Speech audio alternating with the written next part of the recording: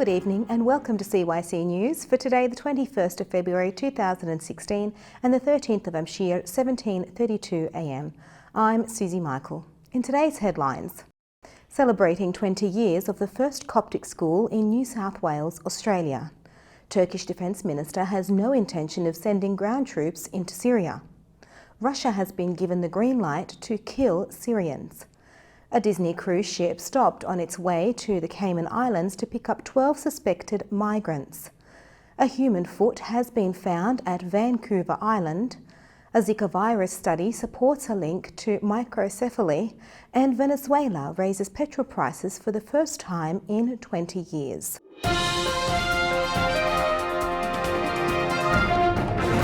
In Christian news, St. Anthony's Coptic Orthodox Church in Cairo, Egypt, hosted the regular meeting of His Holiness Pope Tawadros II and the global event, the International Week of Prayer. Throughout the course of the week, on Wednesday, the weekly meeting of His Holiness Pope Tawadros II was held in St. Anthony's Church. The meeting was timed in conjunction with the activities of the International Week of Prayer for Unity, which began last Saturday, the 13th of February, and continued until Saturday the 20th. The meeting was attended by representatives of many Christian denominations and the members of the Church's Council of Egypt.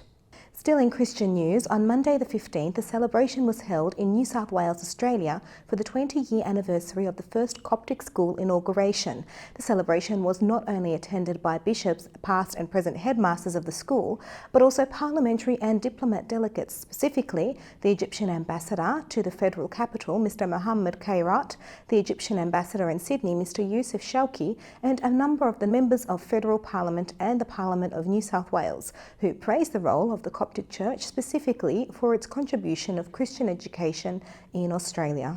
And in Canada, the Palestinian ambassador, Mr. Nabil Marouf, visited the Coptic Orthodox Church on Thursday. He met with His Grace Bishop Eklemandos, the General Bishop of Montreal and Western Canada, and presented him with a souvenir, a painting of the Church of the Nativity in Bethlehem. Mr. Marouf expressed his thanks to the Coptic Church for their support over difficult Palestinian issues. Over to Turkey, where their defence minister said his country has no intention of sending ground troops into Syria, amid international concern over Ankara's shelling of armed Kurdish groups in the war-torn country. Defence Minister İsmet Yilmaz made the comments in Turkey's semi-official Anadolu news agency. Turkey bombarded positions of the Kurdish People's Protection Units, or YPG, in the town of Azaz in the north of Syria's Aleppo governorate over the weekend. It said it was a response to shelling from YPG positions. Turkey considers the YPG a terrorist group, while the United States backs it in the fight against ISIS.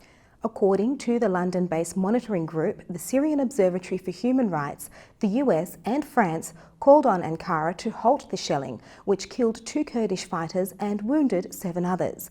US Vice President Joe Biden told Turkish Prime Minister Ahmet Davutoglu that the US was discouraging Kurdish forces from exploiting the chaos in northern Syria to seize additional territory near the Turkish border. Biden urged Turkey to show reciprocal restraint.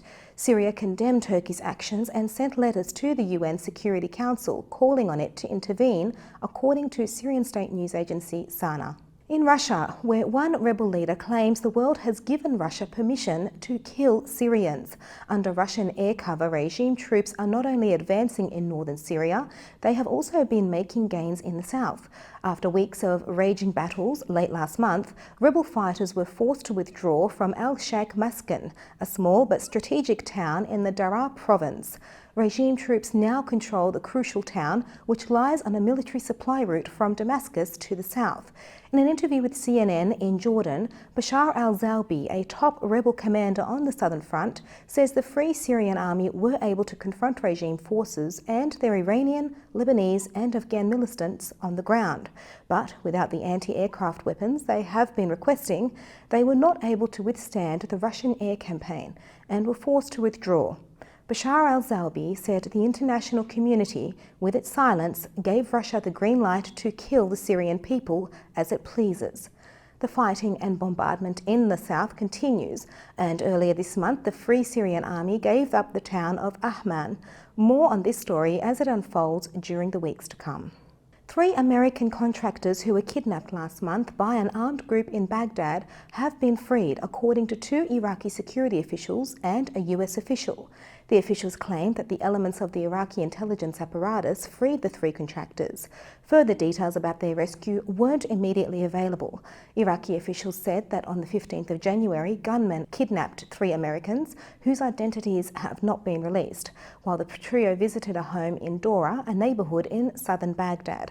On January 21, Iraqi Defence Minister Khalid al-Obadai told reporters in Baghdad that an organised crime gang was believed to be behind the abductions.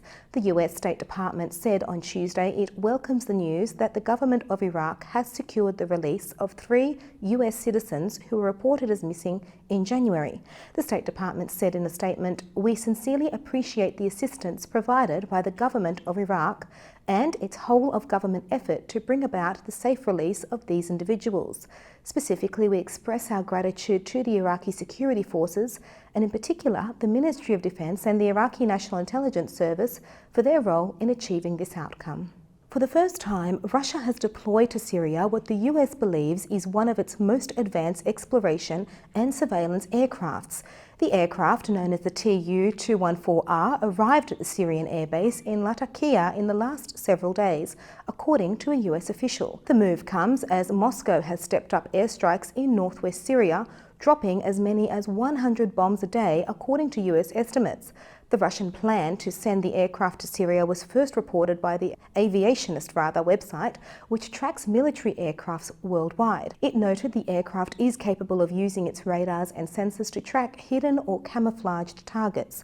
The US official declined to discuss the aircraft's specific capabilities, but underscored that the US believes its sensor suite is highly advanced.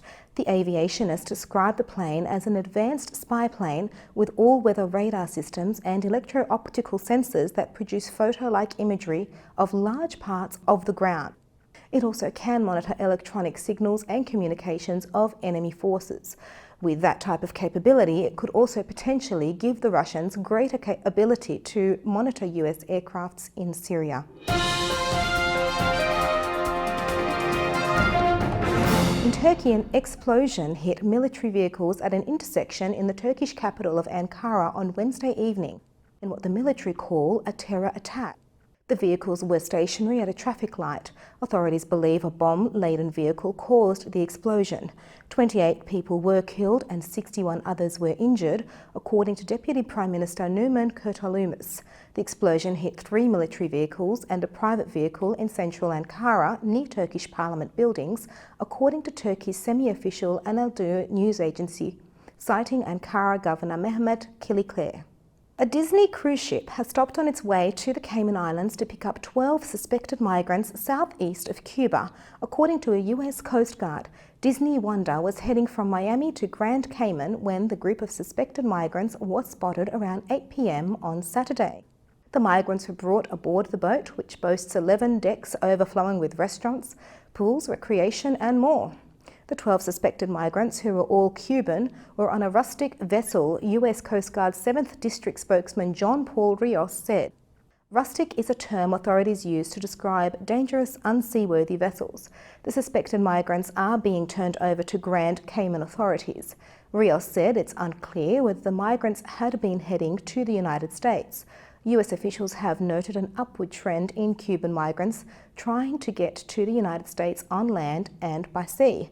One reason experts say is fear that days are numbered for immigration policies welcoming Cubans into the United States, now that relations between the countries are warming. Earlier this month, officials in the Cayman Islands said more than 120 Cuban migrants had landed there since January. In 2013, the same Disney cruise ship picked up a group of 8 migrants stranded on a raft about 45 miles from Key West. At the time, Disney said it picked up that group at the request of the Coast Guard. Cruise ships have agreements to contact the US Coast Guard if they come into contact with migrants.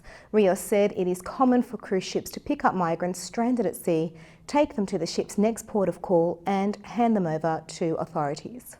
The Haitian Parliament elected a new interim president on Sunday, 1 week after the previous president stepped down with no successor lined up. Former Head of Parliament Jocelyn Pivrot is the new interim president. Pivrot will serve a term of 120 days and must confirm a consensus Prime Minister. The election came after former President Michael Martelly stepped down February 7. A new round of elections will take place on April 24, with the elected winner to be appointed on May 14. In the past, Haiti's elections have been marred by delays and protests that sometimes turn violent, and claims of vote ringing have also been opposed. Over to Canada, where officials have said that a human foot stuffed inside a black sock and shoe have been found along Vancouver Island Botanical Beach. Authorities do not suspect foul play, according to Barb McClintock, part of the British Columbia Coroner's Service. She said officials believe the foot separated naturally after a lengthy exposure to water and then washed up on the beach. A hiker found the foot on Sunday. The shoe found with the foot was first sold in North America in March 2013, read a statement from the BC Coroner's Service, which added that it believed the shoe's owner died sometime between March 2013 and December 2015. The discovery is not the first time a human foot has washed up on the shores of British Columbia. Including the foot found this week, 13 feet have washed up along the coastline since 2007. Authorities were able to identify 10 of those feet, which belonged to 7 individuals. CNN news gathering partner CBC News quoted an official as saying that he believes most cases were determined to be suicides. Officials said at least one case in 2008 was in fact a hoax. Scientists say a study involving pregnant women in Brazil strengthens the theory that Zika is linked to microcephaly, birth defects in babies. The research confirmed the presence of Zika virus in the amniotic fluid of 2 women who had had Zika-like symptoms during their pregnancies, confirmed this study. The Brazilian experts say this suggests the virus can infect the fetus, but World Health Organization experts caution the link is not proven and expect to release more information in the next few weeks. Venezuela is raising petrol prices for the first time in 20 years, although the president claims it will still be the cheapest in the world. President Nicolas Maduro said pump prices of premium fuel would rise from the equivalent of 1 cent per litre to about 60. The cost of lower-grade petrol would rise to about 10 cents a litre. He unveiled a series of measures to help ease Venezuela's economic crisis, including devaluing the currency. To rise in the heavily subsidised fuel price will save $800 million a year. Venezuela has the cheapest gasoline in the world, Mr. Maduro said in a televised address. The cost is almost nothing. However, other countries, including Saudi Arabia, have also extremely cheap, subsidised petrol prices. He said the price rise was a necessary measure, a necessary action to balance things. I take responsibility for it, he said. Food and petrol price increases in 1989 sparked nationwide protests that resulted in scores of deaths and unrest. Venezuela's economy has been pushed to the brink by the collapse in the oil price, which accounts for about 95% of the country's export revenues. Investors have become increasingly concerned about Venezuela's potential default on its huge debts. And our final news bulletin, a fast-growing tumbleweed called hairy panic is clogging up homes in a small Australian town. Extremely dry weather conditions means the weed pile up each day outside a row of homes in Wangaratta in Victoria's northeast, leaves frustrated residents who are forced to clear out their weeds for several hours every day, with piles of hairy panic at times reaching roof height. A nearby farmer is being blamed for failing to tend to his paddock. Hopefully this hairy situation will get under control soon.